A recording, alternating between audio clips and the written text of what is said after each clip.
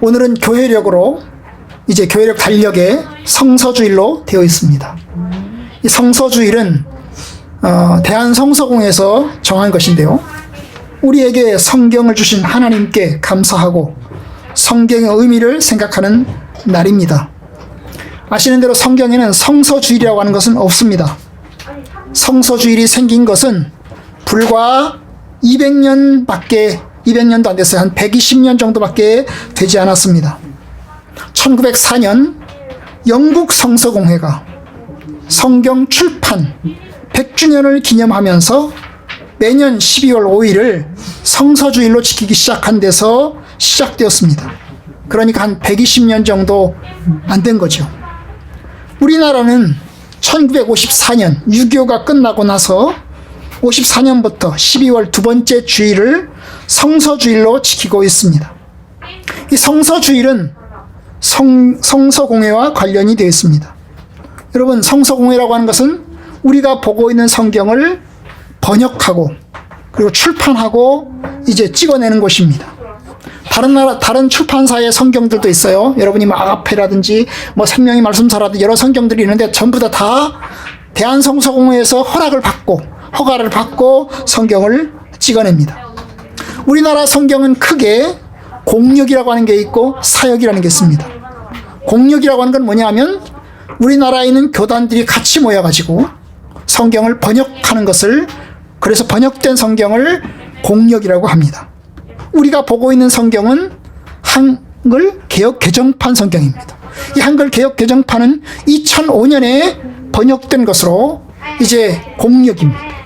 이것은 어떤 교단에서 만들어진 게 아니고 우리나라에 있는 개신교회가 같이 연합해서 대한성서공회를 통해서 번역하고 이제 개정해서 만들어낸 성경입니다.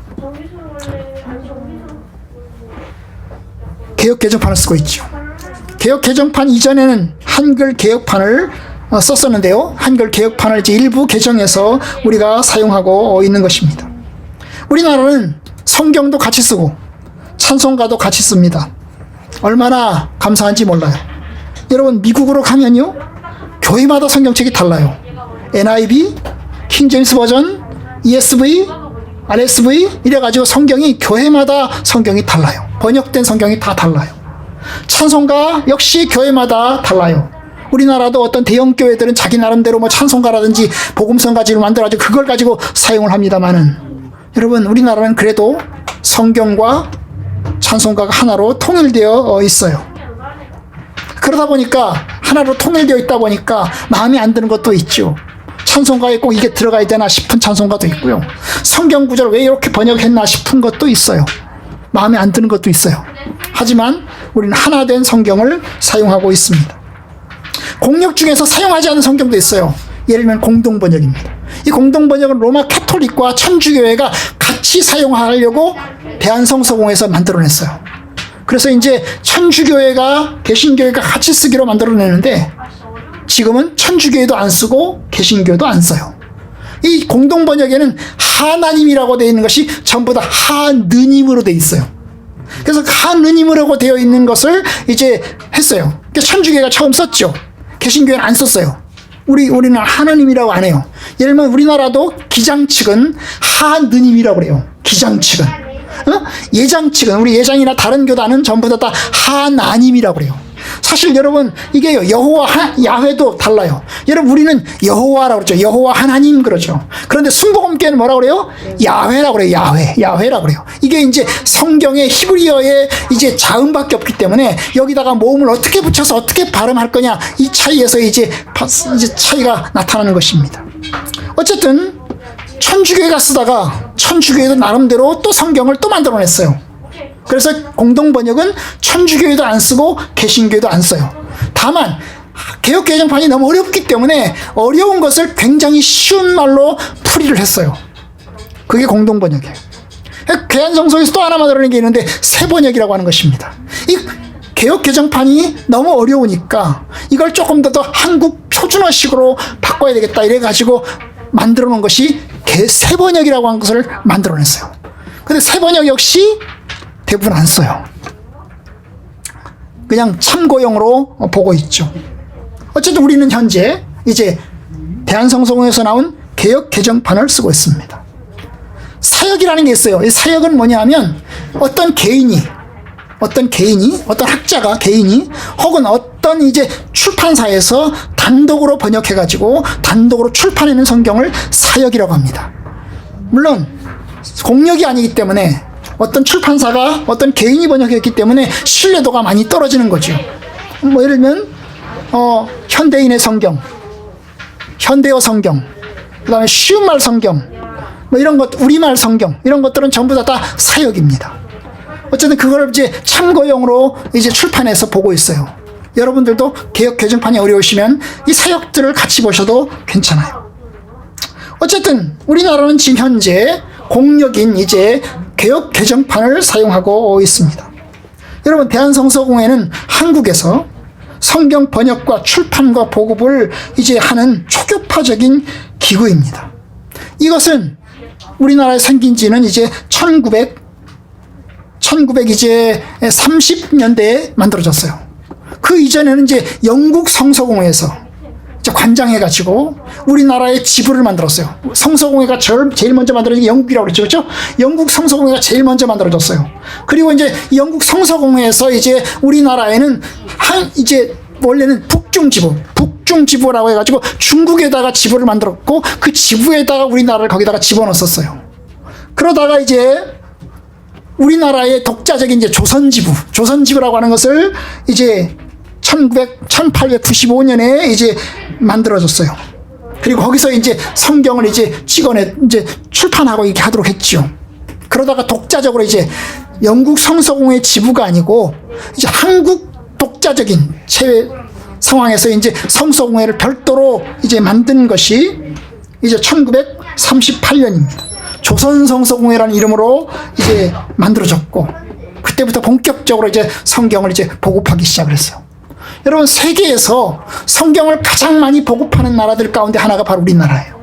우리나라는 지금 우리나라 성경만 만들지 않아요. 대한성서공회는 우리나라 성경 만들지 않아요. 중국어 성경, 일본어 성경, 베트남어 성경, 여러 가지 성경을 이제 찍어내고 있어요. 그래서 그걸 이제 선교용으로 다른 나라에다 보급을 하고 있습니다. 아주 잘하는 것이죠. 잘하는 것입니다. 일제시대에 잠깐, 이제 일제 때문에 1942년도에 이제 이 대한성서공회가 문을 닫은 적이 있었는데요. 47년도에 이제 해방되고 나서 다시 이제 대한성서공회라는 이름으로 이제 만들어져서 결국 이제 지금까지 하고 있는 중입니다. 세계적인 성서공회의 시작은 아까 말씀드렸던 것으로 영국 성서공회입니다. 영국 성서공회는 1804년 시작되었습니다.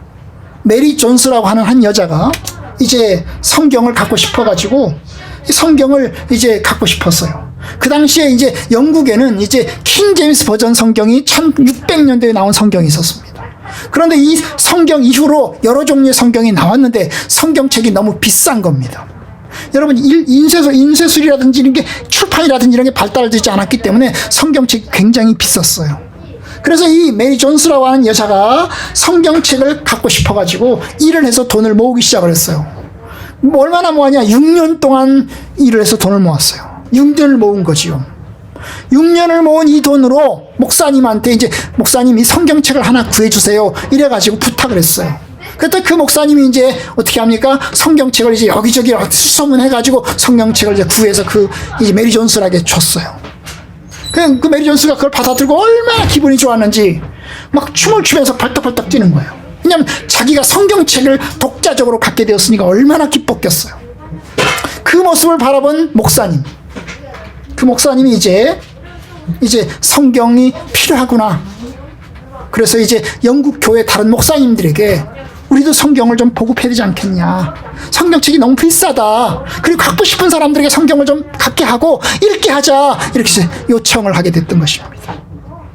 그래서 이분이 이제 찰스 목사님이신데 이분이 이제 성경을 이제 보급할 것을 이제 역설하면서 이제 시작이 되었어요. 그래서 1804년 영국 웨일즈 지역의 성서공회를 이제 만들게 되었고 1814년 네덜란드 성서공회가 만들어졌고 1826년 스코틀랜드 성서공회가 설립된 것입니다. 여러분, 그래서 성경공회가 시작된 거예요. 그러니까 지금부터 120년 정도밖에 안 된 것입니다. 우리나라의 성경은 이제 제일 먼저 번역된 성경은 아시는 것처럼 존 로스라고 하는 분이 번역한 성경입니다. 이 존 로스라고 하는 분은 영국 스코틀랜드 출신의 목사님이신데요. 이분이 이제 조선으로 이제 원래는 이제 만주 지역, 이제 중국 지역으로 선교사로 들어왔지요. 그런데 중국 지역에서 이제 사람들을 만나다 보니까 조선 사람들이 있는 거예요.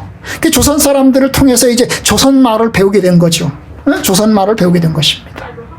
그래서 이제 들어가고 싶은데 들어갈 수가 없는 거예요. 왜냐하면 그 당시에 대원군의 세국 정책 때문에 아시는 것처럼 토마슨 선교사가 이제 죽었잖아요. 그죠?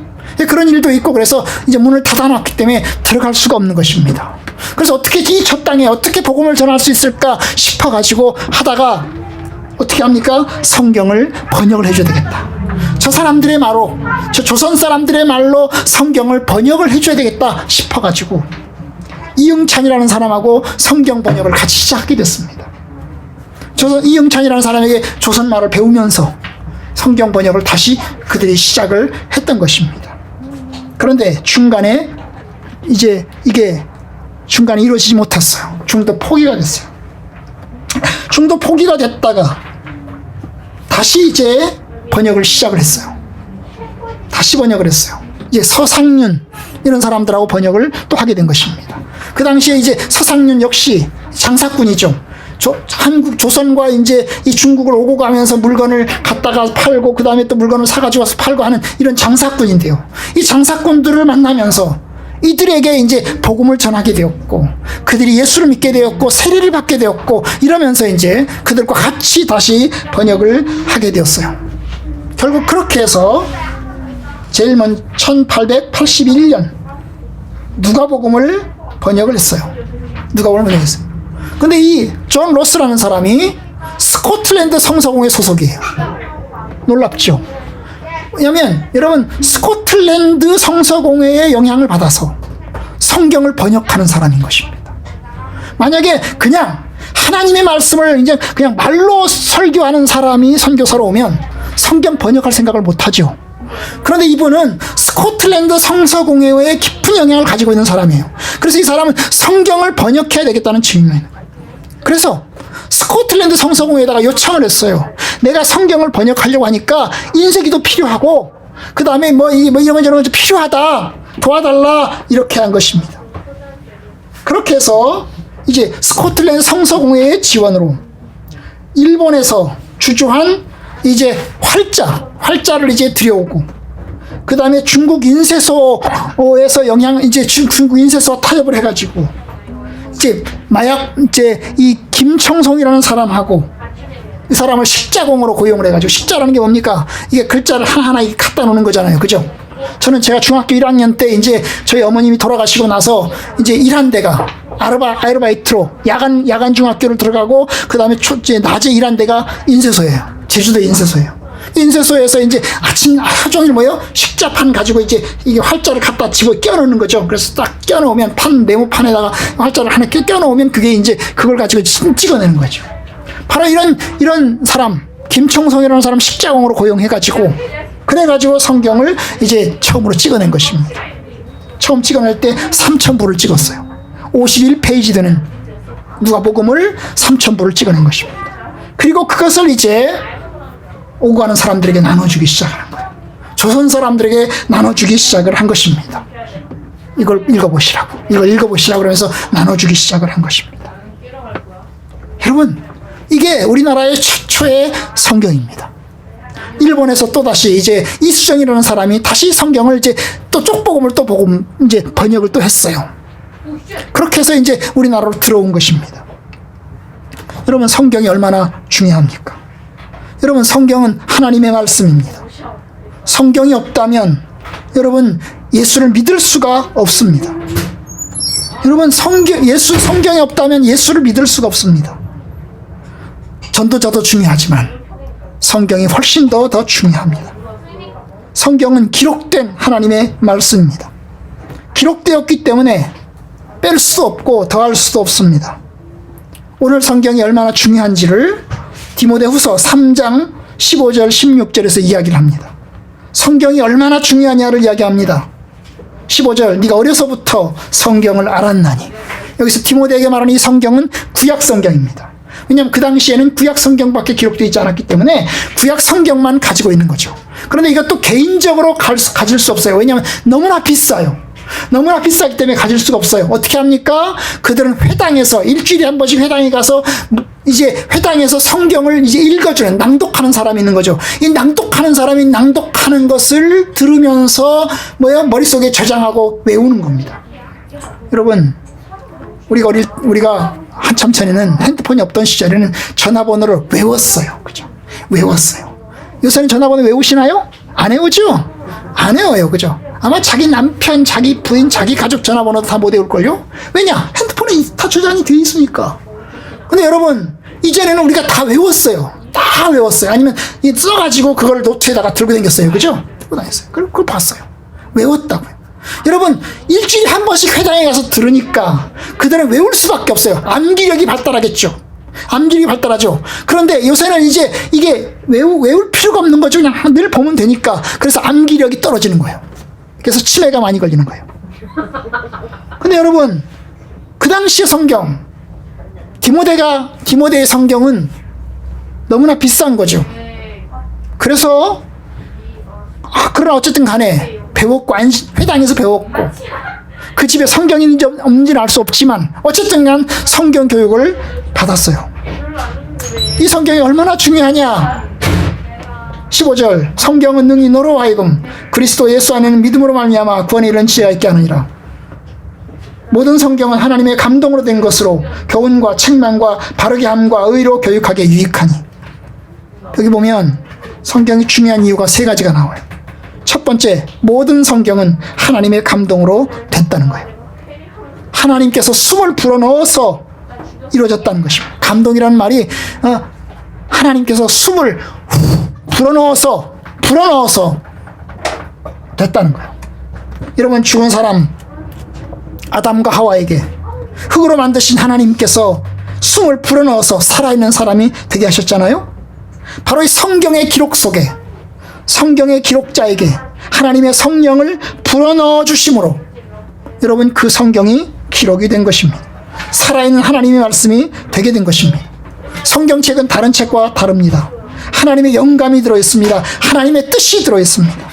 베드로후서 1장 21절 예언은 언제든지 사람의 뜻으로 난 것이 아니요 오직 성령의 감동하심을 입은 사람들이 하나님께 받아서 말한 것이라.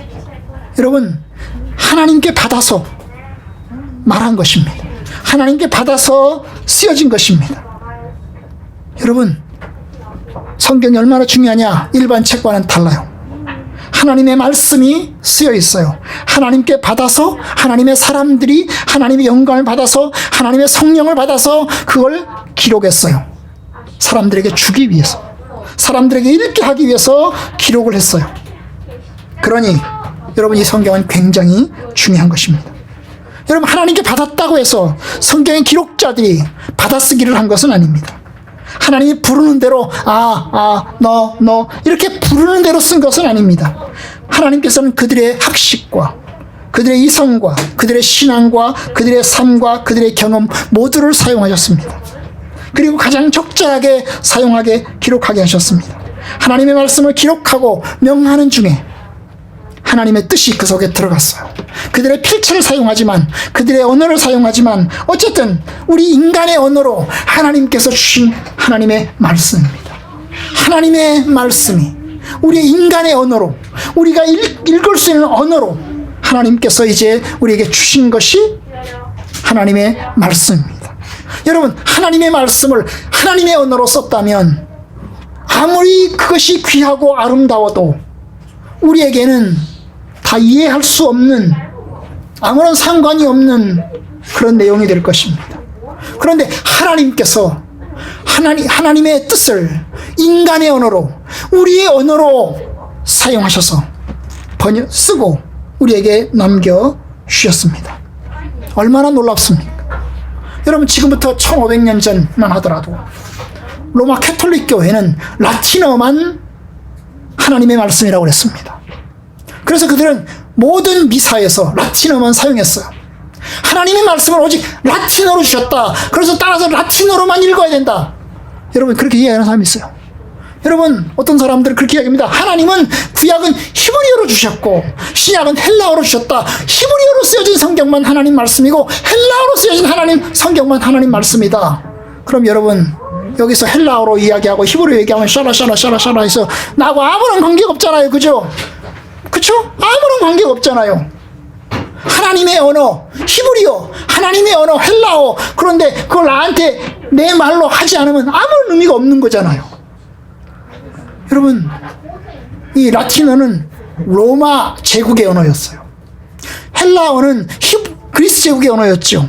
그런데 라틴어는 로마 제국의 언어였어요. 그래서 로마 제국이, 로마 캐톨릭이, 천주교 로마 캐톨릭이라고 합니다. 로마 캐톨릭이 이제 전 세계 교회를 다스리면서 성경을 라틴어로 이제만 읽게 했어요. 라틴어로만 읽더라. 왜냐하면 이 라틴어 성경만이 하나님 말씀이라는 거예요. 그래서 라틴어만 읽게 했어요. 그런데 여러분, 라틴어를 아는 사람은 몇 명 안 돼요. 라틴어를 공부한 사람들, 학자들만 몇 명 알지 대부분의 사람들은 라틴어를 몰라요. 어떻게 합니까? 하나님하고 우리하고 너무 멀리 떨어져 있는 거지요. 그래서 하나님의 말씀에 무지한 상태에서 혼란한 삶을 살아가는 것입니다. 안 되겠다 싶어서 여러분, 성경을 이제 라틴어에서 우리가 사용하는 언어로 번역을 해야 되겠다, 이렇게 번역하는 사람들이 생겨나게 됐어요. 그런데 로마 캐톨릭은 그것을 강력하게 반대를 했어요. 그래서 영어로 번역을 하는 사람이 있다면 그 사람을 화형에 처하고 죽여버렸어요. 하나님의 말씀을 감히 저렇게 한다고? No! 하면 안 돼. 그랬던 것입니다. 여러분, 그러한 수고, 그런 번역자들의 헌신과 목숨 건 상황 속에서 이루어졌어요. 마틴 루터가 종교개혁을 하면서 그가 한 중요한 일이 뭘까요? 성경을 독일어로 번역하는 것입니다. 성경을 독일어로 번역하는 거예요. 이 독일 사람들에게 하나님의 말씀을 전해야 되겠다. 그들이 직접 하나님의 뜻을 알아야 이것이 옳은지 그른지를 판단할 거 아니겠어요? 그래서 하나님 말씀을 숨어서 번역을 했어요. 그리고 그걸 출판해가지고 보급을 하기 시작한 것입니다. 여러분, 그러니까 성경을 처음에 쓴 것도 중요하지만 번역해서 우리말로 이해하는 게 얼마나 중요한지 몰라요. 여러분, 모든 성경은 하나님의 감동으로 기록됐어요. 물론 번역하는 과정에서 연약한 부분이 있어요. 또 성경의 내용 가운데 이제 우리가 원본은 없기 때문에 성경의 원본은 사라졌어요.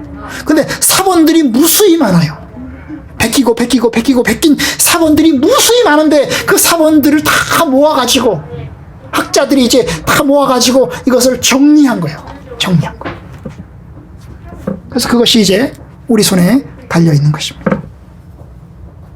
어쨌든 이 성경, 하나님의 사람들이 영감을 받아서 하나님의 영감된 뜻을 우리에게 알려주시는 것이 하나님의 말씀입니다.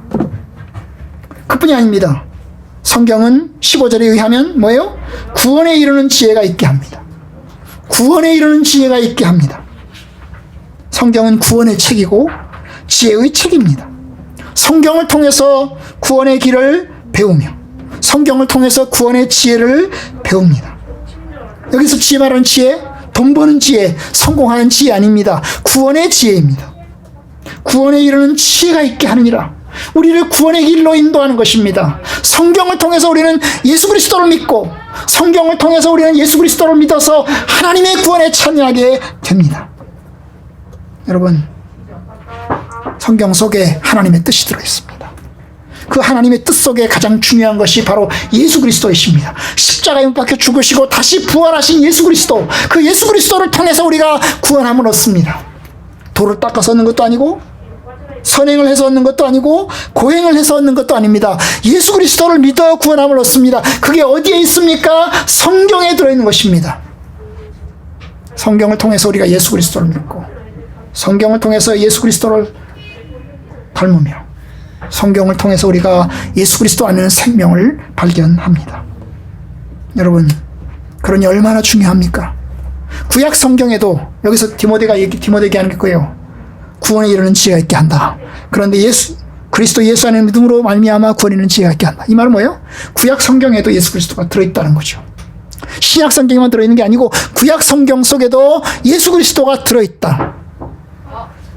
그것이 사도 바울이 우리에게 가르쳐주는 바입니다. 물론 우리는 신약을 가지고 있으니 얼마나 예수 그리스도가 분명하게 나타납니까? 여러분, 우리의 구원은 예수 그리스도를 통해서 얻습니다. 그 내용은 성경에 기록되어 있습니다. 여러분, 아무리 그리스도께서 십자가에 못 박혀 죽으시고 부활하셨어도 성경이 없으면 그 뜻을 우리가 알지 못합니다. 성경이 있으면 하나님의 뜻을 증거할 수 있습니다. 성경은 우리에게 아주 유용하고 쓸만합니다. 16절 중간에 보면 교훈과 책망과 바르게 함과 의로 교육하게 유익하다고 그랬어요. 여러분, 하나님의 말씀이 얼마나 우리에게 필요하냐, 얼마나 쓸모가 있느냐, 여러분, 그걸 통해서 우리가 교훈을 얻고 책망을 받고 바르게 하고 의로 교육됩니다. 교훈이라는 게 뭐예요? 우리가 가야 할 길을 가르쳐주는 거죠. 너는 이렇게 살아라, 이 길로 가야 돼, 예수 그리스도를 믿어야 돼, 이렇게 가르쳐주는 것이 교훈입니다. 우리는 성경을 통해서 교훈을 받습니다. 책망은 무엇입니까? 책망은 삐딱하게 나갈 때, 너 삐딱하게 나가고 있다, 너 올바른 길로 가야 돼, 그렇게 가면 안 된다 라고 하는 것이 책망입니다. 여러분, 하나님의 말씀이 우리들 속에 올바른 길을 가르쳐줄 뿐만 아니라 하나님의 말씀을 벗어나서 내 마음대로 살아가면 하나님의 말씀을 통해서 우리가 다시 깨닫고 책망을 얻는 것입니다. 갈라디아서를 통해서, 고린도 전후서를 통해서 사도 바울은 그 당시 교회를 책망합니다. 갈라디아서를 보면 갈라디아 교회가 예수 그리스도를 믿었다가 율법의 길로 들어서는 그 모습을 바라보면서 사도 바울이 강력하게 책망합니다. 내가 하나님을 기쁘게 하랴, 사람을 기쁘게 하랴, 내가 사람을 기쁘게 하면 그리스도의 종이 아니니라 그러면서, 너희들이 성령으로 시작하였다가 율법으로 마치겠느냐 그러면서 얼마나 책망합니까? 성도들의 삶에 대해서 책망합니다. 이것이 성경입니다. 성경을 통해서 책망을 얻어요. 회개하라, 돌아오라, 하나님께로 돌아오라, 돌아오면 너희가 살게 될 것이다. 여러분, 성경은 바르게 함을 우리에게 줍니다. 잘못된 길을 가는 것을 책망하여서, 책망할 뿐만 아니라 바르게 하도록, 올바른 길로 가도록 권고하고 권면합니다. 의로 교육합니다. 신자들이 성숙한 신자가 될 수 있도록 여러분, 우리를 끊임없이 인도합니다. 여러분이 하나님의 사람이 되고 싶으십니까? 그러면 끊임없이 하나님의 말씀을 읽으시고 끊임없이 하나님의 뜻과 함께 하시기를 바랍니다.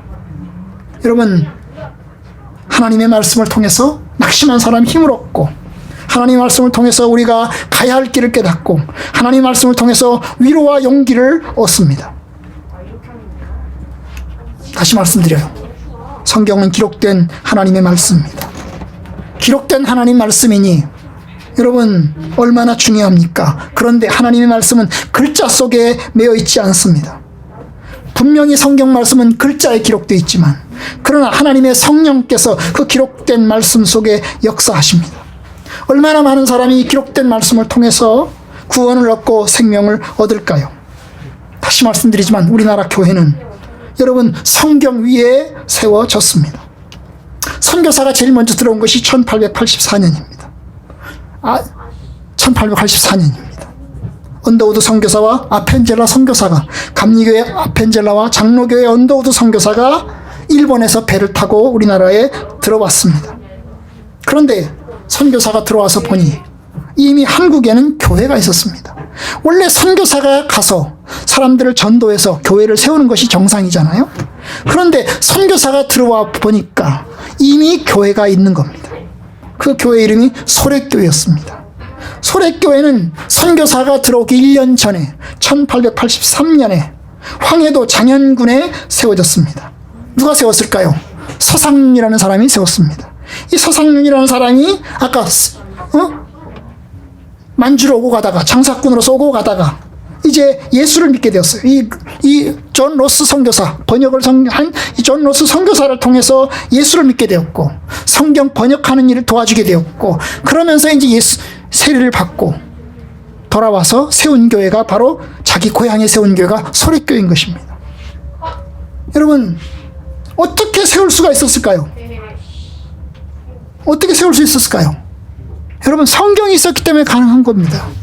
성경이 있었기 때문에 그 성경을 자기가 가지고 온, 중국에서 가지고 온 이 성경을 동네 사람들에게 나눠주면서, 동네 사람들에게 전도해서, 동네 사람들이 예수를 믿고 그 성경을 읽으면서 예수를 믿고, 그렇게 해서 세워진 것이 소래교회입니다. 그 당시에는 한 것이 누가복음이잖아요. 그죠? 그러나 이 누가복음만 가지고도 교회가 세워진 것입니다. 누가복음만 가지고도 교회가 세워졌어요. 중국에서 인쇄된 누가복음이 사람들의 손에 들려서 복음이 들어온 것입니다. 여러분, 사도 바울이 이런 말을 합니다.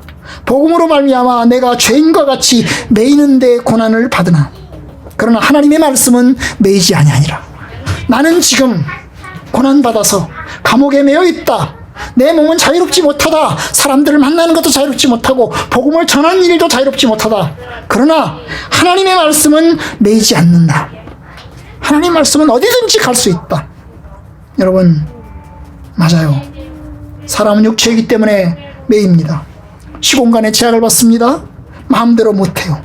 그런데 발 없는 말이 천리를 간다고 하나님의 말씀은 어디든지 갑니다.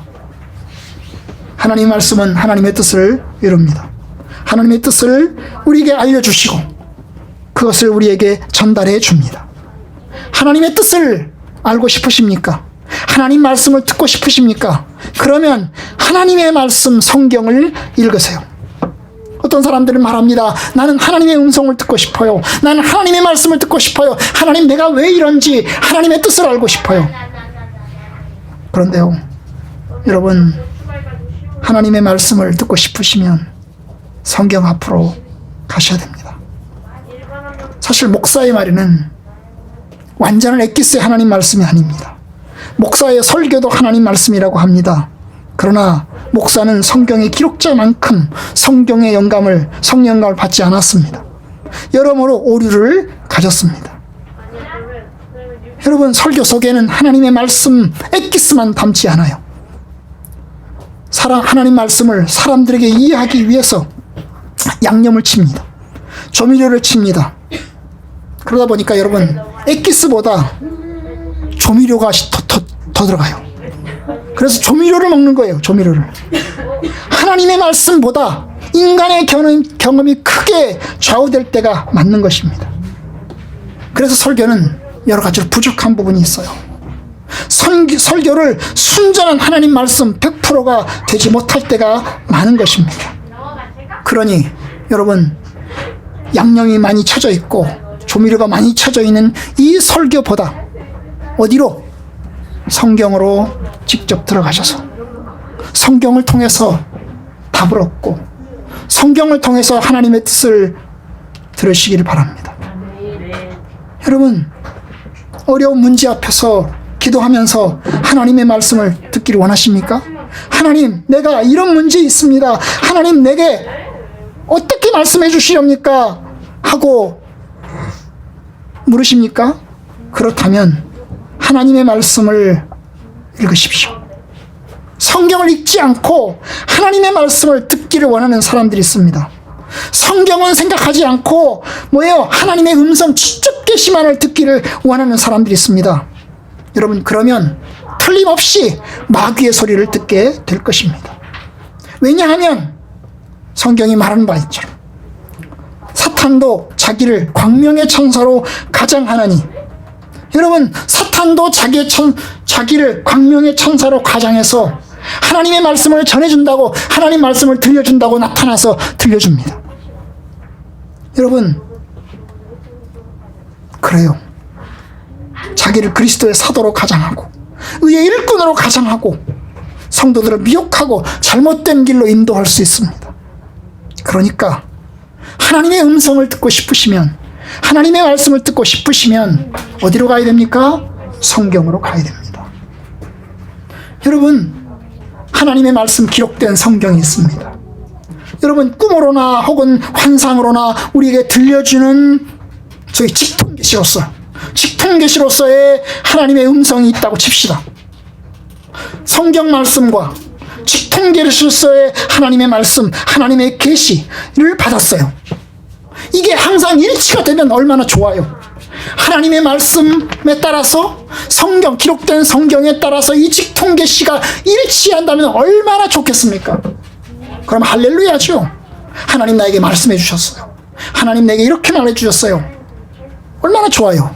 그런데요, 여러분, 기록된 성경의 내용과 직통계시의 내용이 다르면 그때부터는 혼란이요. 이게 중요한가요? 이 직통계시가 중요한가요? 사람들은 어디를 찾아요? 직통계시를 추구합니다. 직통계시를 추구해서 가면 백발백중 뭐가 돼요? 이단사이비가 되는 겁니다. 이단사이비가 되는 거예요, 여러분. 그래서 교리가 중요한 겁니다. 여러분, 직통계시로서 하나님이 영감된 어떤 생각과 성경에 기록된 생각이 두 개가 배치가 되면 우리는 반드시 내게 주어진 직통계시 버리고 기록된 성경 말씀을 가져야 됩니다. 그래야 올바른 진리 가운데 서게 되는 것입니다. 그런데 사람들이 이건 버리고 이걸 찾아 꿈속에서, 환상 속에서, 무슨 음성 속에서 뭐가 들리지 않는가 싶어가지고 그걸 찾아요. 그러면 올바른 길 절대로 찾을 수 없습니다. 기억하세요. 미혹당하지 않으려면 기록된 하나님 말씀에 서야 합니다. 하나님께서 하나님 말씀에서 우리에게 말씀해 주십니다. 성경 속에서 우리에게 말씀해 주시는 겁니다. 얼마나 믿음의 사람들이 성경을 중요하게 생각을 했어요. 아까 말했던 것처럼 성경은 너로 하여금 구원에 이르는 지혜가 있게 하느니라. 그리스도 예수 안에 있는 구원에 이르는 지혜가 있게 하느니라. 성경은 너로 하여금 교훈과 책망과 바르게 함과 의로 교육하게 유익하니라. 그러니 성경을 통해서 하나님의 사람이 성숙하게 되고 하나님의 사람이 온전한 사람 일을 감당할 수 있는 준비를 할 수 있게 한다. 그러니 하나님 말씀을 가까이 해라.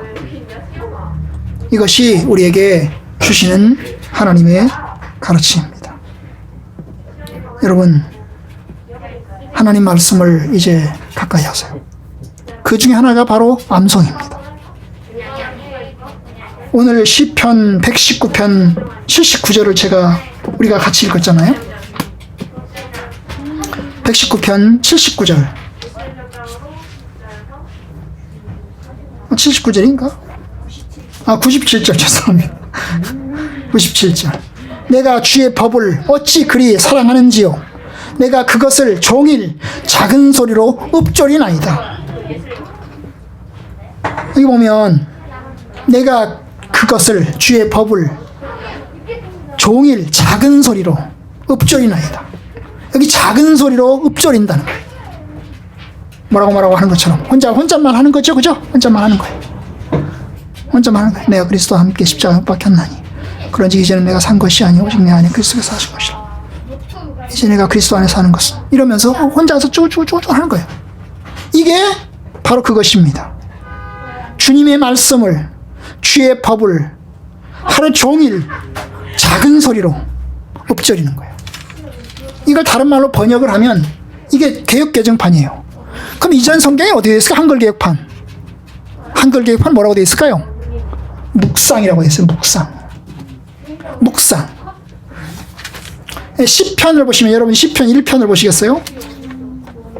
시편 1편을 보시면 1편 2절, 시편 1편 2절 다 같이 시작. 오직 여호와의 율법을 즐거워하여 주의 물법을 주야로 묵상하는도다. 묵상이라는 말이 나와서 묵상. 주야로 묵상하는도다. 그런데 이 묵상에다가 일 있죠, 일. 여러분의 성경에 일이 있나요? 아, 있어요? 그리고 뭐라고 써 있어요? 작은 소리로 옵조리다. 오케이, 작은 소리 옵조리다. 이 한글 개혁판에는 이게 묵상이라는 말로 되어 있었어요. 그런데 이것을 뭘로 바꿨어요? 작은 소리로 읊조린다라고 바꾼 거예요. 작은 소리로 읊조린다는 거예요. 여러분, 묵상하면 무슨 생각이 들어요? 묵상하면 명상한 것처럼 아무것도 안 하고 그냥 텅 비어서 그냥 가만히 있는 것처럼 생각이 들죠. 묵상하는 거다. 그냥 아무것도 없이 그냥 텅 빈 생각을 하는 것처럼 보이죠. 그런데 여러분, 성경에서의 묵상은 하나님 말씀을, 주어진 그 하나님 말씀을 뭐예요? 그 말씀을 생각하는 거예요. 그 말씀의 뜻을 생각하는 거예요. 그 말씀의 의미를 생각하는 거예요. 하나님의 뜻이 무엇인가를 고민하고 생각하면서 생각하는 거예요. 그럼 뭐래요? 읊조려야죠.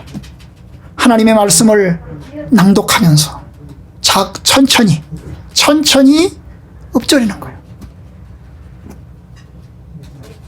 내가 그리스도와 함께 십자가에 못 박혔나니. 그렇지, 내가 그리스도와 함께 십자가에 못 박혔어. 그런즉 이제는 내가 산 것이 아니야. 그래, 내가 이제 살지 않았어. 나는 죽었어. 이제 내가 사는 것은, 그래도 내가 살긴 살지만 그것은 나를 사랑하사 나를 위하여 자기 아들을 버리신 하나님의 아들을 믿는 믿음 안에서 사는 거야. 그래, 믿음 안에서 사는 거야. 그러면서 하나님 말씀을 통해서 내가 서는 겁니다. 여러분, 내 생각이 중요해요.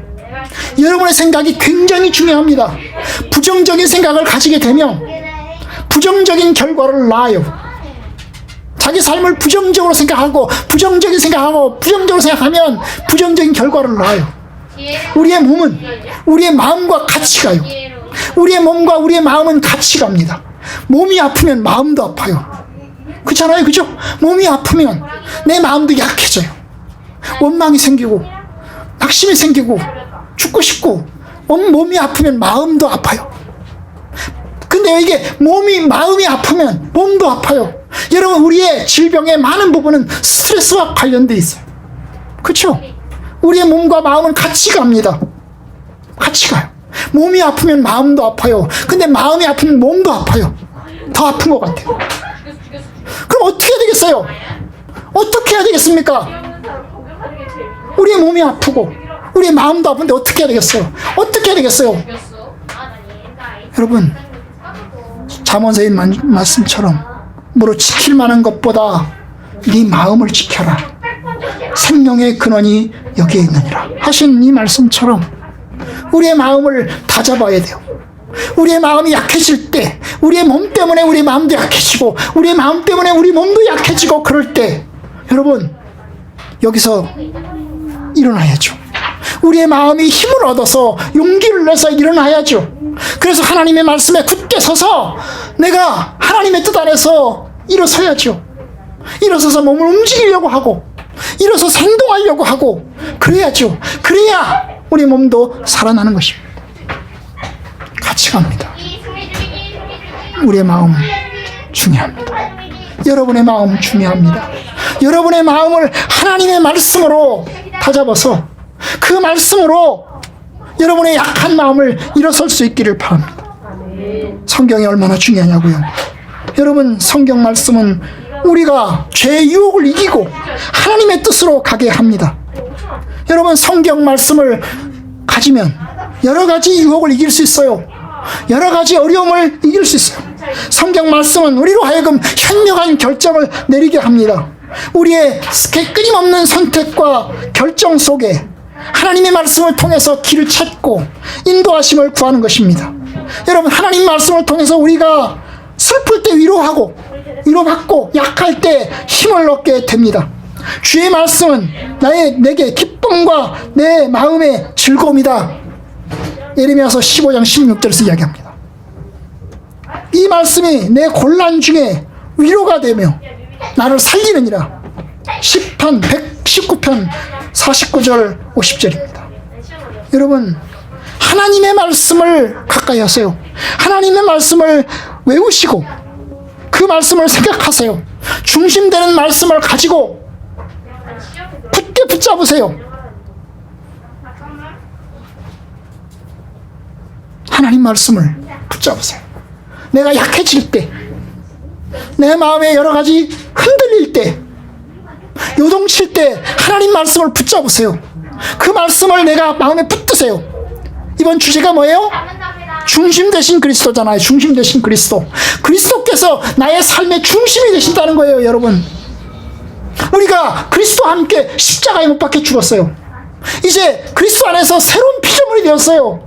우리는 하나님의 뜻을 받은, 하나님의 마음을 받은 새로운 피조물이에요. 옛날 구습, 옛날 생각 버리고 하나님의 뜻 안에 서야 하는 것입니다. 여러분, 제가 하나님 말씀을 여러분이 간직하길 바랍니다. 그래서 암송을 시작을 했어요. 제가 암송을 시작하게 된 것이 이제 사랑의 교회에서 한국교회 섬김이 날 했잖아요. 목회자들을 이제 불렀어요. 그 교회에서 이제 성경에 관한 사랑의 교회가 가지고 있는 7가지의 가치를 이야기를 하더라고요. 자기네 교회는 7개의 가치를 가지고 있대요. 그 7개의 가치 중에 하나가 성경의 권위예요. 그 성경의 권위를 확보하기 위해서 성경 암송을 이제 그 교회는 이제 순장 다락방 하는 사람들이죠. 그 사람들에게 성경을 암송을 시킨답니다. 사실 이 내비게이터 성경 암송은 제가 언제 한 거냐? 40년 전에 한 거예요. 40년 전에. 이걸 제가 40년 전에 알았어요. 저희 집에 있어요. 189절짜리도 있고요. 이걸 가지고 제가 외우기 시작했어요. 40년 전부터요. 이걸 가지고. 여러분, 하나님의 말씀에 잠기세요. 우리가 이제 하나님 말씀을 통해서 힘을 얻고 용기를 얻고 생명을 얻고 길을 찾고 하나님의 음성을 듣기를 간절히 축원합니다.